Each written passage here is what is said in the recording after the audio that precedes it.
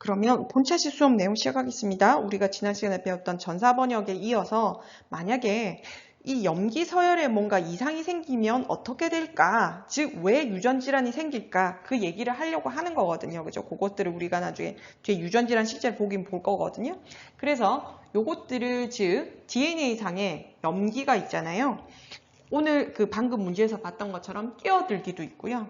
사라질 때도 있습니다. 중간에 연기가 하나 사라지는 것들. 그런 것들을 유식하게 뭐라고 하냐면 돌연변이라고 하거든요. 그러니까 실제 아무 일도 일어나지 않았다면 그것들이 그냥 그럴 리가 없잖아요. 그죠? 그대로 그냥 있는 그대로 전사 번역이 일어나야 되는데 간혹가다 무슨 이유인지 모르겠지만 하나가 여기가 들어온다든지 여기가 하나 사라진다든지 그럼 어떻게 될지를 한번 보자는 얘기죠. 그럼 이걸 통해서 어떻게 유전 질환이 나타나는지를 설명하려고 하는 거거든요. 자, 그럼 과정 1 보겠습니다. DNA 유전 정보의 12번째와 13번째 사이에서 구안인이 갑자기 끼어들었다. 자, 그러면 요 DNA를 가지고 만약에 단백질이 만들어진다. 그럼 그 이전에 얘가 끼어들기 전과 후에 무엇이 변하는지를 한번 보자는 얘기죠. 이미 선생님이 약간 스포한 느낌이 없지 않아 있지만 우리가 앞에 문제를 풀면서 자, 그럼 여러분들이 하셔야 될 건 뭘 하셔야 된다? 이 RNA상의 염기 서열 써보시고요. 여기 주어져 있죠. 그죠? RNA 한번 써보시고요. 지금 뭐를 시켜보란 얘기야? 전사를 시켜보란 얘기죠. 그죠? 그 다음에 여러분이 하셔야 될 건 뭐 하는 거? 코돈표, 즉 교재 40쪽에 있는 아미노산을 배열 순서대로 뭐 하는 거 한번 써보고 동영상을 계속 보셔야겠죠. 그죠? 그럼 염기 서열 한번 볼까요? 요렇게 나오겠죠. 그죠?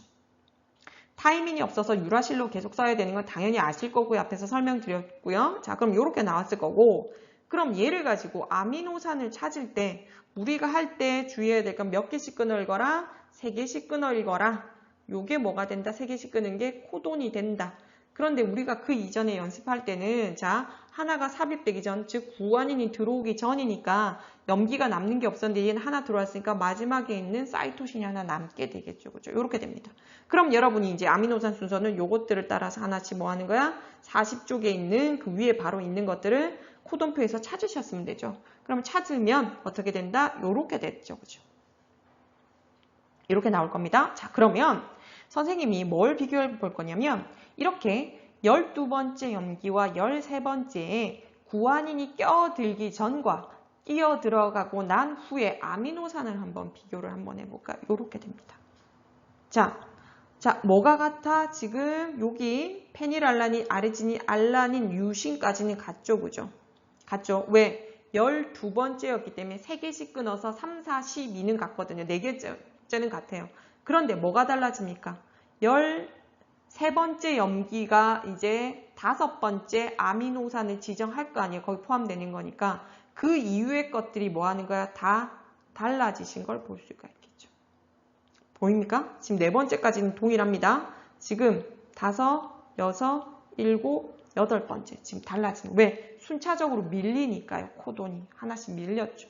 그러면서 이렇게 달라지게 되는 거죠. 즉 염기가 하나 더 들어온 게 별거 아닌 것 같지만 그 염기로 인해서 그 다음에 들어와야 될 뭐가 코돈이 달라지게, 코돈의 종류가 완전 달라지게 되죠. 코돈 종류가 달라지면 지정하는 아미노산이 달라지게 되는 거죠. 그래서 그 삽입된 D 이후의 것이 달라지는 걸 보시게 되겠죠. 그죠? 그래서 전혀 다른 단백질이 만들어지게 되는 거죠. 그래서 염기 하나가 별게 아니라 이렇게 큰 일이 일어나는 거죠. 그죠? 어떻게 보면. 자, 그럼 2번 결과 및 정리 볼게요. 1번 아미노산 사슬의 차이점을 비교하고 이를 바탕으로 유전자 이상이 생기면 단백질에도 이상이 생기는 까닭을 생각해보자. 자, 유전자가 구안인이 들어오기 전과 후를 아마 비교해봤죠. 그죠? 선생님이 비교를 해줬습니다. 자, 무슨 일이 생겼습니까? 연결된 아미노산이 같았다 달랐다. 달라졌죠. 즉 염기가 삽입된 그 이후의 것들이 달라졌잖아요. 그러면 결국 아미노산 서열이 달라졌다라고 하는 건 뭐가 달라진 거야? 단백질이 달라진 거죠. 그럼 단백질이 달라지게 됐다는 얘기는 단백질 종류도 물론 다르겠지만 단백질 종류가 다르면 입체 구조도 다르죠. 그죠? 그러면 그 입체 구조가 다른 것은 뭐가 기능상의 문제가 생길 수 있다. 그 역할에 맞게끔 단백질의 입체 구조가 생기는 거잖아요. 그래서 그게 달라졌다라고 보실 수 있는 거죠. 됐죠, 그죠? 자, 요거는 지난 1학기 때 설명했던 겁니다. 아미노산의 배열 순서가 달라지면 단백질의 종류가 달라지고 그 단백질마다 고유의 입체 구조가 있다 그랬잖아요. 자기의 기능에 맞는 입체 구조를 가진다 그랬으니까 그게 달라졌다라고 보실 수 있는 거죠. 자, 그럼 2번 보겠습니다. 사람의 인슐린 유전자를 대장균에 넣으면 전사 번역을 거쳐 사람의 인슐린 단백질이 만들어지는데, 그럼 대장균이 사람의 인슐린을 합성할 수 있는 까닭을 대장균과 사람의 유전암호 체계와 관련지어 설명해 보자 되거든요. 그러면 이게 실제적으로 씁니다. 자, 뭐가 되냐면 요즘에 성인병 중에 당뇨병을 앓고 계신 분들이 꽤 있으시잖아요. 지금 우리가 영양이 너무 이제 과잉 공급되는 게, 즉 뭐냐면 그런 성인병이라고 하잖아요. 그런 것들에 의해서 일어나는 것들을 하는데, 이때 우리가 그 당뇨병을 앓고 계신 분들한테 인슐린을 주어야지 혈당을 낮추잖아요. 혈액 내에 포도당의 농도를 낮추는 역할을 하는 게 인슐린 유전자니까요. 즉 혈액 중에 포도당이 너무 많게 되면 피가 끈끈해지거든요. 물엿처럼 되니까 그걸 방지하려면 이 포도당을 뭐 하는 거냐면 물에 녹지 않는 다른 형태로 전환을 시키거든요. 이게 글루카곤 뭐 이렇게 하면서 할 건데, 이걸 한 역할을 하는 게 누구야? 인슐린이거든요.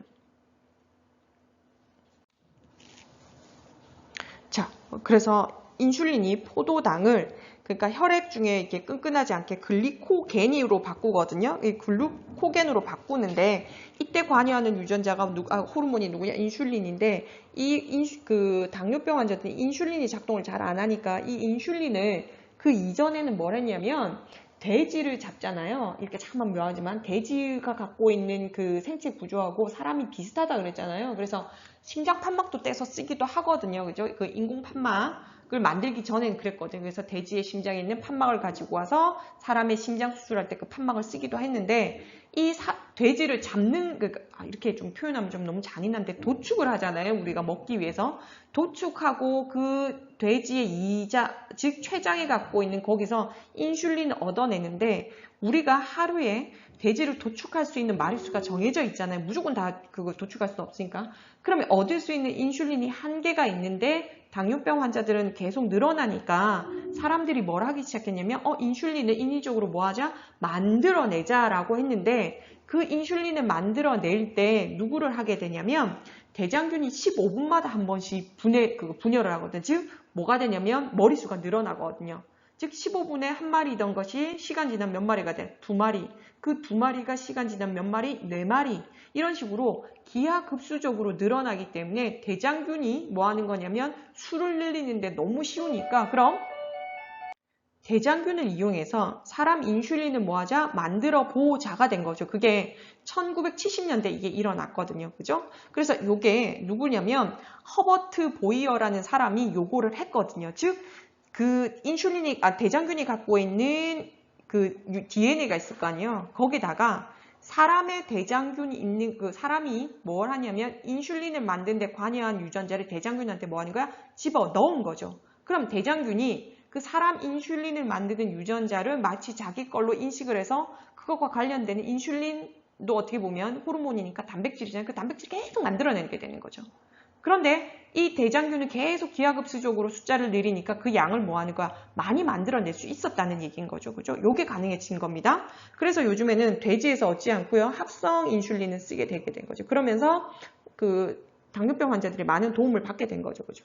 자, 그럼 요게 즉 대장균한테 사람의 인슐린 유전자를 넣었을 때 대장균이 그걸 뭐 하는 거야? 인식, 즉 전사번역을 하니까 단백질을 만든 거잖아요. 그럼 즉 사람과 대장균이 유전암호 체계가 뭐 해야지 가능하다? 같다는 얘기죠. 같으니까 읽어냈을 거 아니에요. 그래서 그 원리를 했고요. 그래서 동일한 유전암호를 사는데, 그래서 이걸 뭐라고 하냐면 유전암호의 보편성이라고 부르거든요. 유전암호의 보편성. 즉, 좀 기분 나쁜 학생들도 있을 건데, 감히 저 미개한 대장균과 우리가 뭐 하는 거야? 같은 유전 정보를 쓴단 말이야?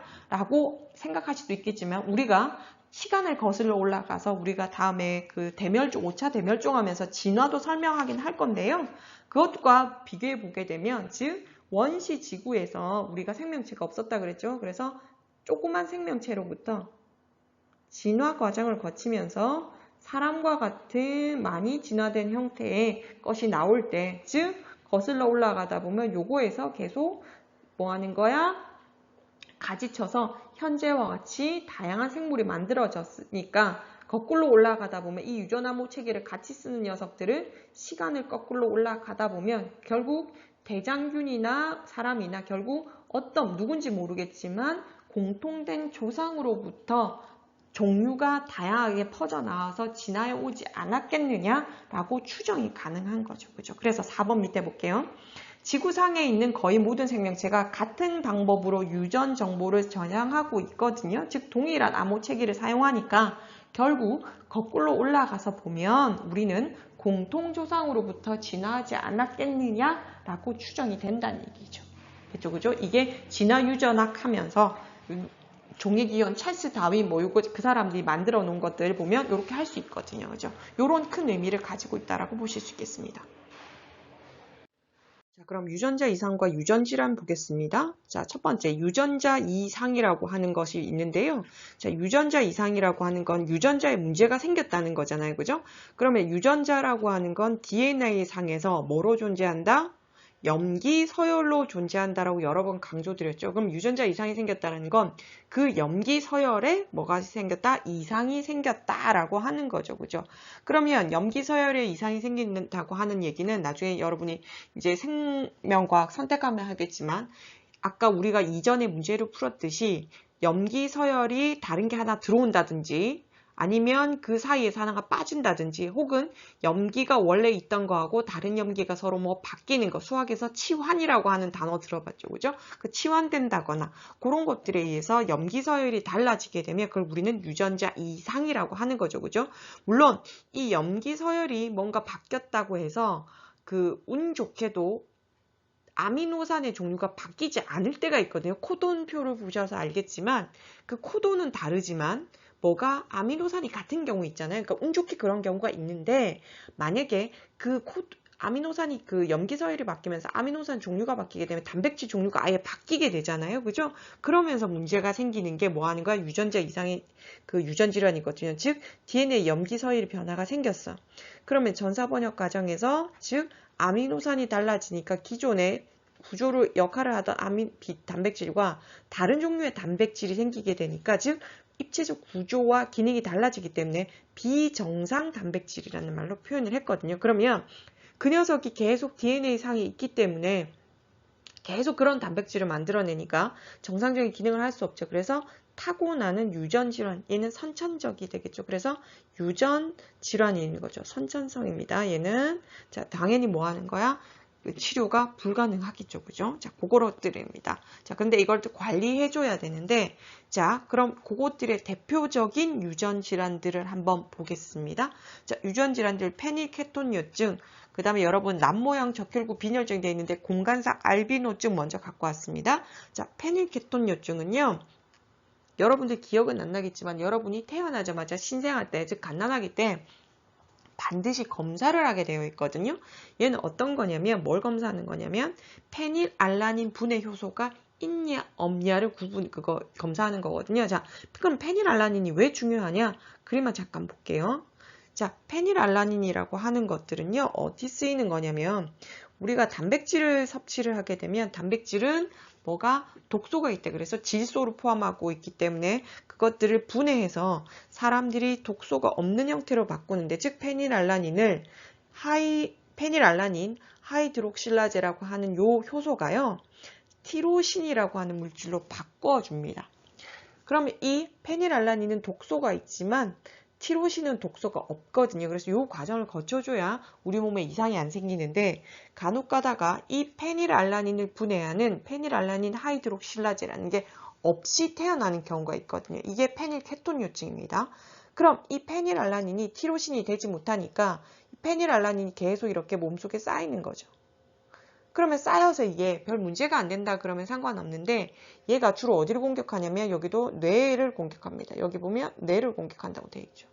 그러면 뇌 조직이 손상되게 되면 신생아가 지적 발달이 제대로 일어나지 않게 되겠죠. 그래서 지능이 좀 저하되는 그런 일들이 벌어지기 때문에 얘네들을 관리를 해줘야 되겠죠. 그죠? 그래서 어떻게 관리를 하냐면 단백질 섭취를 좀 제한합니다. 그 다음에 치료식을 먹게 되거든요. 그러니까 단백질 아예 안 먹고 살 수도 없으니까 특별히 이 사람들을 위해서 개발된 치료식을 먹고요. 그 다음에 CJ 무슨 햇반 나오잖아요. 그 햇반에서도 이 페닐케톤요증 환자들을 위해서 특별히 밥이 지어져서 나오기도 하거든요. 뭐 이익은 안 되지만 그걸 생산하고 있습니다. 자, 그래서 그런 것들을 보실 수가 있고요. 자, 그래서 요게 페닐케톤 요증 환자들은 단백질을 섭취할 때 뭐 하더라? 주의해야 되더라. 그래서 요게 어릴 때 발견되지 못하고 계속 방치하게 되면 뇌조직 손상이 와서 지적 발달이 제대로 안 되더라. 그거 보시면 되겠습니다. 자, 그 다음에 알비노증 볼게요. 자, 알비노는 우리말로 뭐 백화증이라고 부르는데요. 백화증, 즉 흰색이 되는 증상이 일어난다는 얘기죠. 자, 그림 하나 볼게요. 그래서 뭐에 이상이 생기냐면, 즉 우리가 그 황인종, 흑인, 백인의 경우에는 피부 색깔도 다르고 머리 색깔, 눈동자 색깔 다른 게 지난번에 어떤 거라고 그랬죠? 멜라닌 합성 효소가 다르기 때문이라고 했죠. 즉 멜라닌 합성 효소가 달라서 그 유전자가 달라서 멜라닌 합성 효소가 달라지게 되고 그로 인해서 만들어지는 멜라닌 색소의 양이 다르다 그랬잖아요. 그죠? 그래서 요것들이 아예 뭐 하는 거냐면 결핍되게 되면 요런 증상들이 나타나게 된다는 얘기죠. 자, 왼쪽 볼게요. 사진 왼쪽을 보시면요. 그냥 흰색 고양이 있잖아요. 흰털 고양이 원래 태어나니까 상관이 없는데 그거 아닙니까? 라고 얘기를 했는데 눈동자 색깔 좀 볼게요. 이렇게. 여기 좀 이상하게 되긴 됐는데 자, 눈동자 색깔을 보면 빨갛죠. 자, 빨갛게 보인다라고 하는 건 뒤에 있는 망막에 있는 혈관이 비치는 거거든요. 즉 토끼 눈이 빨갛잖아요. 흰 토끼는. 걔가 뭐가 되냐면 뒤에 있는 그 혈관이 비치듯이 얘도 비치게 되는데 얘는 원래 고양이가 흰털 고양이다 하더라도 눈은 빨간색이 아닙니다. 갈색이나 혹은 파란색이나 이렇게 뜨고 있잖아요. 근데 얘는 빨간색으로 비쳐서 멜라닌 색소가 없거든요. 따라서 얘는 백화증, 알비노증에 걸린 고양이라는 걸 보실 수가 있고요. 오른쪽은 얘가 오랑우탄이야. 고릴라죠. 얘 고릴라인데 원래 털색이 뭐 짙은 갈색이죠. 그죠? 거의 검은빛에 띄는데 얘를 보면 그 색깔이 아니죠. 그죠? 얘도 뭐 하는 거야? 멜라닌 색소 결핍으로 털 색깔이 하얗게 변했다는 걸 알 수가 있겠죠. 그죠? 요게 알비노증입니다. 물론 야생에서도 태어나는데요. 우리가 그 용인에 있는 있잖아요. 랜드 있잖아요. 거기에서도 백호가, 즉 흰색 호랑이가 태어나서 사람들이 되게 경사라고 했는데 자연 상태에서 백호가 태어나게 되면 천적이나 혹은 다른 새끼 때 말입니다. 새끼 때 다른 큰 개체들한테 눈에 띌 확률이 많아서 사망에 도태되거든요. 자연 도태되는데도 불구하고 동물원이라는 특성 때문에 걔가 뭐 태어난 걸 그건 축하받은 거죠. 그죠? 그런 것들을 보실 수가 있습니다. 그래서 페닐케톤요증, 알비노증 이것들을 보셨고요. 다음 넘어가도록 하겠습니다. 자, 그럼 이제 하나 남았죠. 그죠? 남모양 적혈구 빈혈증 되어 있네요. 자, 얘는 말 그대로 적혈구 되어 있죠. 그죠? 적혈구 한번 볼게요. 적혈구는 이렇게 생긴 거죠. 적혈구가 우리 혈액 중에서 하는 역할은 뭡니까? 얘가 하는 역할은 산소 운반 역할인 거 알고 있죠. 산소 운반을 하는데요. 뭐 이렇게 입체적으로 막 복잡하게 되는데 얘 그냥 간단히 그릴게요. 얘는 헤모글로빈이라고 하는 혈색소가 들어있는데요. 여기 누가부터 산소가 이렇게 운반됩니다. 그러면 얘네들이 산소를 데리고 다니면서 헤모글로빈이, HB가 헤모글로빈이거든요. 헤모글로빈이 데리고 다니면서 뭐하니까 산소를 온몸에 다 골고루 줘야 되는데 여기 볼게요. 남모양 적혈구, 말 그대로 적혈구가 뭐하니까 이렇게 생겼습니다. 낫의 날처럼 생겼죠. 그러면 아까처럼 선생님 여기다가 뭐하는 거야? 이렇게 4개를 헤모글로빈을 붙일 때 잘 붙을 공간이 있습니까? 없습니까? 없죠. 따라서 산소가 붙을 공간도 뭐하는 거야? 사라져 버리는 거죠. 따라서 이 사람은 산소 운반에 유리해 불리하게 되는 거죠. 그렇게 됩니다. 그래서 이 사람은 헤모글로빈 유전자 이상이 생기게 되는 거고요. 그럼 이 헤모글로빈 유전자 이상이 생기면 당연히 방금 설명했던 산소 운반이 원활치 않겠죠. 그럼 요즘에 마스크 많이 쓰고 있으면 머리 아프죠. 그게 뇌로 들어가는 산소가 줄어들기 때문이에요. 그럼 이 사람은 뭐하는데 띵하게 어지러운 거죠. 그게 빈혈이 되겠죠. 그죠? 자, 그럼 이게 일어나는 게 염기 서열 때문이거든요. 한번 보시겠습니다. 자, 정상적인 헤모글로빈 유전자라면 CTT가 옵니다. 이렇게. CTT가 오는데 가운데 있는 T가 뭐로 바뀐 것밖에 없어요. A라고 하는 염기 딱 하나 바뀐 겁니다. 얘는 치환이 된 겁니다. 바뀐 겁니다. 그러니까 그러니까 들어오거나, 그러니까 하나가 첨가되거나 나가는 게 아니라 사라지는 게 아니라 그냥 바뀐 겁니다. 그걸 치환이라고 하는데 치환된 겁니다. 그러면 전사됐을 때 RNA가 이 경우에는 GAA 정상적이라면 얘는 뭐지? GUA가 되는 거죠. 그렇게 되면 아미노산이 정상적이라면 글루탐산이 와야 되는 자리에 뭐가 오는 것밖에 없어? 발린으로 딱 하나 바뀐 것밖에 없거든요. 그러면 이런 일이 벌어진다는 얘기죠. 염기 하나가 그만큼 치명적이라는 얘기죠. 그래서 손상을 입으면 이렇게 된다는 얘기죠. 자, 그러면 보겠습니다. 자, 그럼 따라서 나타날 수 있는 건 비정상 헤모글로빈의 생성으로 선생님이 산소 운반 능력 떨어진다 그랬죠. 그 다음에 남 모양 적격으로 바뀌더라. 그래서 산소 운반이 제대로 안 되면 뭐 하는 거? 어지럽다. 빈혈 증상이 나타나게 되고 혈액이 당연히 뭐 하는 거야? 방해받게 되겠죠. 그죠? 됐죠? 그래서 우리가 염기서열이 얼마나 중요한가를 지금 보는 거죠. 즉 유전자 이상, 즉 염기서열의 이상이 생겨서 나타나는 유전 질환들을 봤습니다. 자, 그럼 6번 볼게요. 그럼 우리가 결국 이 유전암호들을 이용해서 생명공학에서 쓰잖아요. 지금 우리가 앞에서 설명드렸던 인슐린의 대량 생산 같은 것들이죠. 자, 그럼 이걸 어디다 쓰냐면 사람과 세균의 유전암호 체계가 동일하다. 즉 3염기조합과 코돈이 같다는 얘기거든요. 그래서 사람의 유전자를 세균에 넣으면 사람의 유전 정보대로 단백질이 뭐 하는 거야? 합성되더라. 이런 생명공학 기술을 이용해서 우리는 필요한 단백질을 대량 생산하더라. 그 중에서 많이 쓰는 게 사람의 뭐 하는 거? 인슐린, 당뇨병 환자들, 그 다음 생장 호르몬 같은 것들을 뭐 하더라? 대량 생산해내고 있다라는 얘기인 거죠. 답 넘어가겠습니다. 자, 그러면 우리가 앞에서 유전암호의 공통성과 생명공학 이렇게 돼 있죠. 즉 우리가 필요로 하는 것들을 물질들을 그 세균들을 이용해서 만들어낸다는 얘기인데요. 앞에서 설명했던 인슐린 가지고 다시 한번 보겠습니다. 앞에서는 말로 설명드렸는데요. 이제 요거는 좀 그림 보면서 설명드릴게요. 자, 우리가 뭐라 그랬냐면 아까 요 인슐린을 뭐 하는 거냐면 휴물린이라고 하는 걸로 부른다 그랬잖아요. 처음에 만든 게. 그러니까 바이어라는 사람이 휴면의 휴 따고요. 그 다음에 인슐린의 슐린 따서 휴물린이라고 하는 걸로 이게 특허를 내서 이게 됐거든요. 만들어냈거든요. 처음에. 자, 그럼 요거를 볼게요. 어떻게 만들어내는지. 자, 그럼 이 사람이 어떤 걸 이용했냐면 이 제한 요소라는 걸 먼저 60년대에 알게 됐거든요. 즉 제한 요소라고 하는 건 박테리아가 있잖아요. 박테리아가 뭐에 공격을 받냐면 다른 바이러스를 공격을 받거든요. 그러면 이 바이러스의 DNA가 들어오게 되면 자기가 살기 좋아 안 좋아? 그러니까 이걸 없애야 되죠. 그런데 문제는 자기도 DNA를 갖고 있고 바이러스도 DNA를 갖고 있잖아요. 그러면 지 건지 남의 건지 파악을 한 다음에 없애야 되잖아요. 만약에 지 거를 죽이면 안 되잖아요. 얘 걸 없애야 되는데. 그래서 얘가 지 건지 남의 건지를 뭐 하는 거야? 이렇게 인식을 해야 되는데 그 과정에서 보면 얘가 갖고 온 바이러스, 그러니까 DNA를 인식한 다음에 얘를 뭐 하는 거야? 이렇게 잘라버리거든요. 잘라서 이 DNA가 무용지물로 만들어버려야 지가 안전하거든요. 그러면 사람들이 얘가 이렇게 다른 DNA를 잘라낼 수 있도록 하는 능력을 뭐라고? 제한효소라는 걸 알아냈다는 얘기. 이게 1960년대 알아낸 거죠. 그러면 이 제한효소를 계속 이 사람이 뭐 하는 거야? 연구를 하다 보니까 그러면 요 잘라낸 자리에, 자, 여기 다시 그림 위에 볼게요. 요 잘라낸 자리에, 잘리잖아요. 이 제한요소를 이용하면. 잘라낸 자리에다가 우리가 원하는 거 집어넣으면, 이 대장균이, 원래 요 파란색이 원래 지 거잖아요. 그죠? 근데 이 빨간색까지 요 통틀어서 지 거라고 인식을 하겠다는 얘기죠. 대장균이. 그럼 요것에 맞게끔 뭘 만들어낸다? 지 단백질을 만들어낼 거 아니야. 전사 번역을 거쳐서. 그러면 우리가 필요로 하는 요 부분을 집어넣어서 그 물질을 만들어내게 하자는 거죠. 아까 설명드렸죠? 대장균은 몇 분? 15분마다 2배수로 증가한다 그랬죠. 기하급수로 늘어나니까.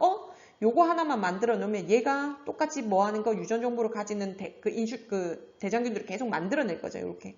그러면 뭐 하는 거야? 우리가 원하는 인슐린은 대량 생산을 할 수가 있게 되는 거죠. 됐죠? 그죠?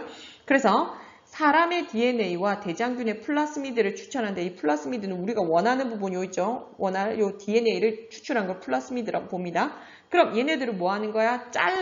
자르는 걸 제한 요소고 그 다음에 접착하는 것도 있습니다. 그것들을 한 다음에 뭐를 만들어라? 재조합 DNA. 요거는 우리가 만들어낸 거니까 DNA를 재조합한 거죠. 그럼 제조업 DNA를 다시 대장균에 뭐 하는가? 넣어서 그 대장균을 뭐 하는가? 증식시킨다. 그러면 이 대장균이 우리가 원하는 단백질을 뭐 한다? 만들어낸다. 요 과정을 거치게 된다는 얘기죠. 요런 것들 생명공학에서 하고 있거든요. 상당히 재밌죠, 그죠? 자, 다음 넘어갈게요. 자, 그럼 오늘 배운 내용들 형성평가 풀겠습니다. 자, 지난번에 3번까지 풀었으니까 오늘 4번, 5번, 6번 3개 풀게요. 자, 4번. 그림은 사람의 유전 정보의 흐름을 나타낸 것이다. 가와 나는 각각 번역과 전사 중 하나이다. 자, 그럼 DNA에서 RNA로 가네요. 얘가 뭡니까? 전사가 될 거고요. 전사. 그죠? 그러면 이 RNA에서 단백질로 가는 이 과정이 뭐야? 번역이겠네요. 자, 그럼 기억 보겠습니다. DNA는 헥산에 해당된다. DNA 헥산입니까? 아닙니까? 헥산이죠. 갑자기 떠오르니까 또 이상해지죠. 그죠? 자, 헥산은 두 종류가 있었죠. 유전 정보를 갖고 있는 건 누구? DNA, RNA 둘 다 뭐다? 헥산이잖아요. 헥산 한 종류 맞습니다. 자, 니은 가는 번역이다. 가 번역입니까? 아니죠. 뭐죠? 전사죠. 그 다음에 디귿 보겠습니다. 동그라미 기억은 타이밍이다. 보셔야겠네요. 자, 동그라미 기억 어딨죠? 여기 있네요. 자, 그러면 얘가 뭔지를 알려고 하면 판단해야 되는 게 있죠. 자, DNA에서 뭐를 주형 가닥으로 썼는지를 봐야 되겠죠. 그죠? 여기 아데닌이 왔단 말이에요. 그러면 위에 가닥을 1번 가닥이라고 하고요. 밑에를 2번 가닥이라고 했을 때 1번 가닥이 주형 가닥입니까? 2번 가닥이 주형 가닥입니까? 1번 가닥이 주형 가닥이 됐겠죠. 그래야 얘가 상보적으로 받았을 때 아데닌이 된 거잖아요. 그러면 주형 가닥을 찾았어. 그러면 두 번째 얘가 일로 와야 되죠. 그런데 DNA라면 타이민이 와야 되지만 얘는 RNA니까 뭐 유라실이 와야 되죠. 그럼 디귿은 맞아 틀렸죠. 타이민이 아니라 뭐 유라실이 와야겠죠. 정답 몇 번? 1번이 되겠죠. 자, 5번 볼게요. 생명체 유전 정보에 대한 설명으로 옳은 것만을 보기 있는 대로 골라라. 자, 기억. 모든 생물 중은 유전 암호 체계가 다르다. 되는데 앞에서 설명드렸잖아요. 거의 모든 생물 종은 유전 암호 체계가 뭐하다? 같다. 그랬죠. 그래서 유전 암호의 보편성 그랬죠. 그죠? 그래서 이게 밝혀지고 난 다음에 사람들이 인간은 신으로부터 선택받았다라고 했는데 신 중심에서 인간 중심으로 넘어오는 그 약간 시대의 패러다임 변화에도 약간 기여한 면이 없지 않아 있습니다. 결국 우리는 신이 선택한 존재가 아니라 그냥 진화론에서 하다가 나온 하나의 종일 뿐이다 라고 보게 되는 약간 그 사고의 전환이 일어난 큰 계기가 되죠. 니은 생명체는 DNA를 통해 유전 정보를 다음 세대로 전달하는 거 맞지요. 결국 그 난자가 갖고 있는 핵 속에 있는 DNA와 정자가 갖고 있는 핵 속에 있는 DNA가 결국 뭐 하는 거냐면 다음 세대로 전달이 되는 거잖아요. 그래서 요거 맞습니다. 디귿 유전 정보에 따라 합성된 단백질이 생명체에서 특정한 기능을 하는 거 맞지요. 따라서 요 단백질이 갖고 있는 입체 구조에 따라서 그 기능을 수행할 수 있도록 한다 그랬잖아요. 그래서 뭐 하는 거? 니은 디귿이 정답이 되겠죠. 자, 6번 보겠습니다. 그림은 어떤 DNA 이중 나선의 한쪽 가대 일부의 염기 서열을 나타낸 것이다. 자, 됐죠, 그죠? 그럼 이에 대한 설명 옳지 않은 거 찾으라 그랬는데요. 만약에 이 문제에서 좀 조건이 좀 더 주어졌으면 좋았을 텐데 만약에 얘네들이 전부 다 뭐고 아미노산으로 전사 번역이 단백질이 만들어지는 거다라고 하면 그냥 끊어 볼게요. 자, 우리가 몇 개 아미노산인지 몇 개씩 끊으면 돼? 3개씩. 요렇게 하나, 둘, 셋, 넷, 다섯, 여섯 이렇게 되겠네요. 자, 됐죠, 그죠? 그러면 염기는 토탈 몇 개? 18개가 있고요. 얘네가 다 번역돼서 한다면 6개의 아미노산 만들어지겠네요. 지정되겠네요. 자, 그래서 단백질 하나 만들어지겠네요. 자, 1번. 이 부분에 포함된 뉴클레오타이드는 18개이다. 자, 맞나요? 틀리나요? 이렇게 하지 말고. 자, 뉴클레오타이드가 나와서 여러분이 당혹스러울 수 있는데 뉴클레오타이드는 뭐에게 수를 세면 됩니까? 염기. 왜? 뉴클레오타이드는 인산, 당, 염기니까 염기가 18개 있어. 그럼 이게 전체가 몇 개 있다는 얘기야? 18개. 뉴클레오타이드 몇 개? 18개 맞잖아요. 그죠? 이거 맞는 얘기입니다. 2번. 이 부분에 포함된 3염기 조합은 최대 6개이다. 6개 맞죠? 그죠? 방금 처음부터 다 한다 그러면 6개가 나오니까 최대 6개고 만약에 여기서부터라 그러면 뭐 하니까 개수가 좀 줄겠죠. 그죠? 그래서 최대 6개 맞습니다. 3번. 이 부분에서 전사되어 만들어지는 RNA에는 유라실이 2개 포함된다 되어 있는데요.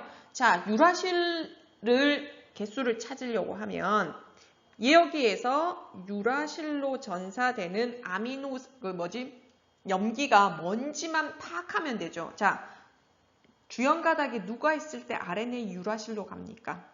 누가? 아데닌이 있으면 RNA에는 유라실로 받아야 되잖아요. 그럼 아데닌, 즉 A 개수가 몇 개냐고 물어야지. 하나, 둘, 셋, 넷, 5개 있느냐고, 그러니까 아데닌 개수가 몇 개냐고 물은 거니까 똑같으니까 유라실은 몇 개? 5개다. 즉 누가 5개니까? 아데닌이 5개니까 유라실도 5개로 이렇게 RNA로 받아질 거니까요. 이것만 힌트 채시면, 그러니까 눈치채시면 쉽게 풀리죠. 따라서 이게 틀렸겠네요. 자, 4번 볼까요?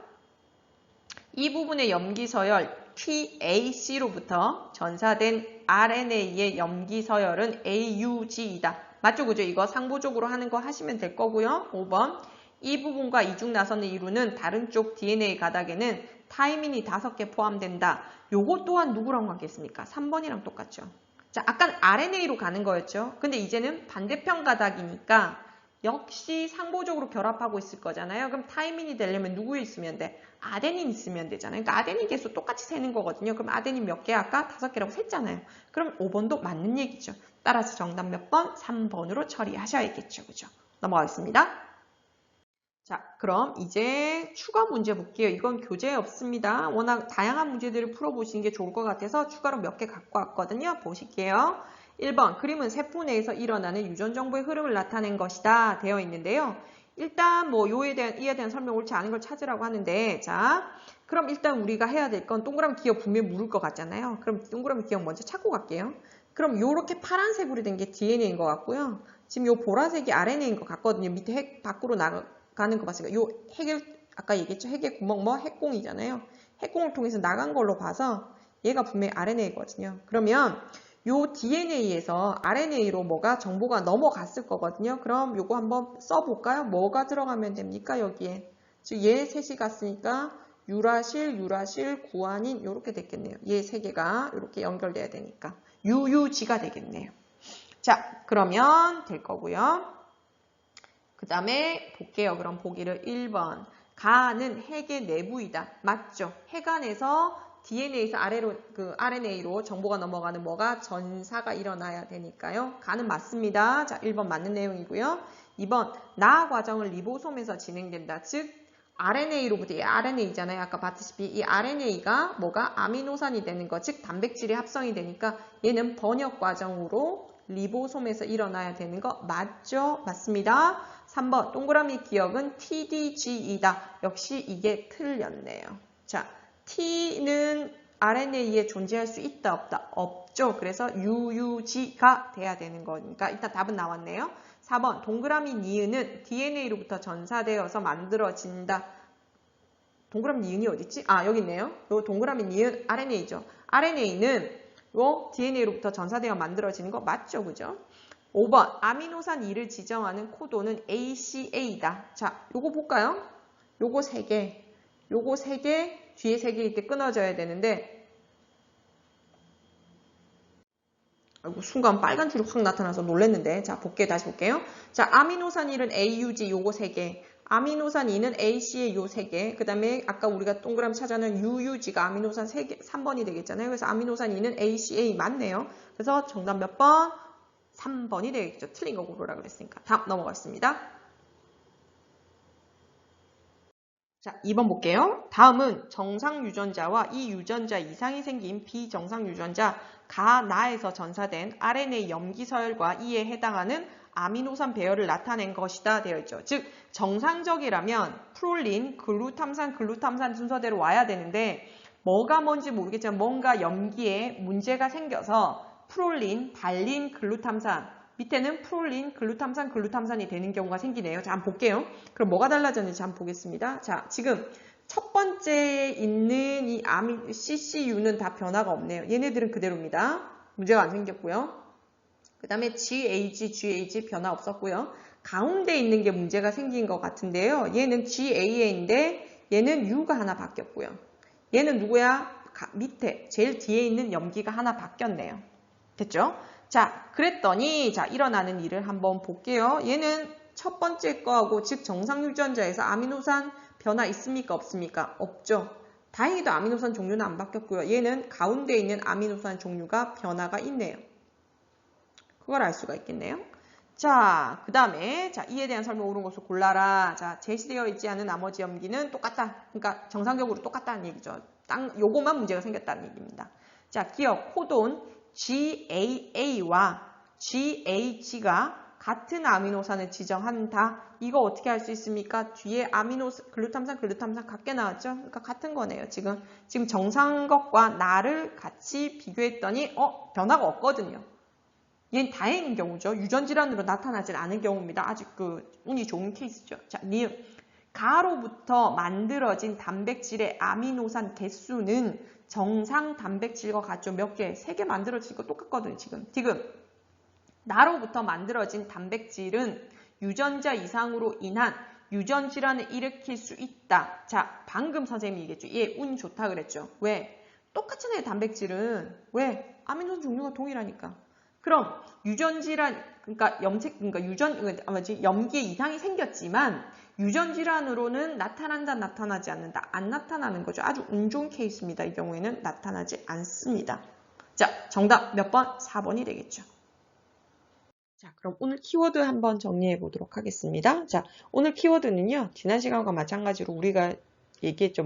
전사, 번역, 요거 일어나는 과정들 한번 다시 중요하게 보셔야 되겠죠. 그죠? 자, 전사는 어디에서? DNA에서 어디로? RNA로 유전 정보가 넘어가는 거였고요.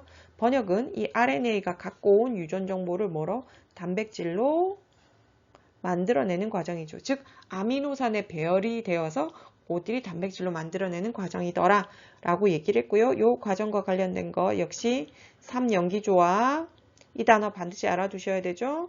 자, 얘는 누구야? DNA상에 있는 염기 3개를 얘기하고요. 자, 그 다음에 RNA에 있는 염기 3개 이름이 뭐다? 코돈이었죠. 그죠? 즉, 요것들이 됐고요. 그래서 이 코돈이 어떤 아미노산을 지정하는지 나타낸 표가 그래서 뭐다? 이름이 코돈표였습니다. 그죠? 자, 그 다음에 오늘 배운 내용은 뭐였죠? 이 유전자에 이상이 생긴 거는 자 어떤 의미를 얘기한다? 유전자라고 하는 건 DNA에 들어있는 거니까 얘는 다른 말로 하면 뭐 하는 거야? 유전자에 DNA에 염기 서열의 문제가 생긴다 라는 얘기였죠. 이상이 생긴 거였죠. 그죠? 자, 그러면 이 염기 서열에 이상이 생겼다. 그럼 이로 인해서 뭐가? 유전 질환이 나타나더라. 이 유전 질환 3개 봤었죠. 그죠? 자, 페닐 케톤요증. 이거 앞에 자세한 설명은 읽어보시면 얘는 페닐알라닌을 분해하는 효소가 없는 거고요. 그 다음에 백화증, 알비노증이고요. 자, 마지막으로 봤던 게 뭐야? 남모양 적혈구 빈혈증. 요렇게 3개를 봤습니다. 즉, 요런 것들이 일어나려고 하면 염기 서열에 이상이 생기는데 염기가 추가 혹은 삭제, 다른 것과 교환되는 치환 이런 것들은 생명과학 2에 가면 더 자세히 배우실 거긴 한데요. 이런 것들 때문에 유전질환이 일어나게 되더라 라는 얘기를 설명드렸고요. 또 본 거는 자, 세균에서부터 사람까지 유전 정보를 저장하는 유전암호가 뭐하더라? 같더라. 그래서 이걸 유전암호의 보편성이라고 하더라. 즉 이걸 통해서 우리가 알 수 있는 거 우리는 어디서 공통조상으로부터 유래해 왔다는 의미를 갖는다. 그래서 이게 진화론자들이 되게 중요하게 다루게 되는 현대 진화론에서 상당히 중요하게 다루는 내용들이었죠. 그죠? 그래서 오늘 배웠던 내용들 관련된 문제 좀 많이 풀어보시고요. 그 다음에 문제집에 보면 상당히 다양한 패턴의 문제가 있는 걸 아실 수가 있을 겁니다. 많이 다뤄보시면 많이 도움이 될 겁니다. 자, 당연히 지금 온라인 수업 기간이라 약간 늘어지는 면이 있긴 있을 텐데요. 항상 선생님이 강조하지만 밀어두시면 범위 넓어집니다. 그죠? 되게 넓어지니까 그때그때 들어주시고요. 2학기 때는 정말 특별한 사유가 없이 너무 어디가 아팠다거나 아니면 컴퓨터에 도저히 그 인터넷이나 이런 게 장애가 생겨서 접속을 못했다. 그런 사유를 빼고는 무단 결과, 즉 여러분들이 알고 있는 무단 결과 있죠. 미인정 결과 처리할 수 있게끔 만들어졌거든요. 그러니까 그걸로 인해서 불이익 보시는 일이 없었으면 좋겠습니다.